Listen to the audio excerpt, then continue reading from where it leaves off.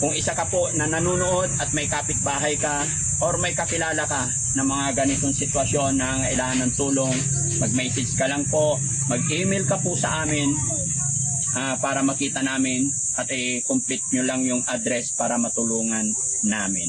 Palaki po yung kusina, bahay nila, kasi hindi naman na pwede sila sa bahay namin.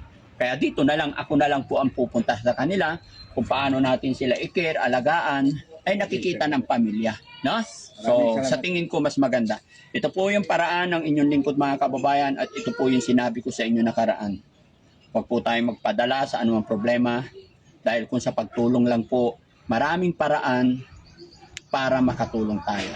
Kaya ito po yung paraan, kaya mapapansin ninyo, pati kila Polivic, pinapagawa ko rin yung kamalig nila, banggirahan nila. Ito po yung sistema ang ginagawa ng Daddy Frankie. Sa bahay na lang po ng beneficiary, ako titira. Kung noon sila pumupunta sa bahay ko, ngayon si Daddy Frankie na po ang titira sa bahay ng beneficiary. Okay ba yan mga kababayan? Mas makakatulong tayo. Maraming salamat po mga kababayan. Mabuhay po tayo lahat.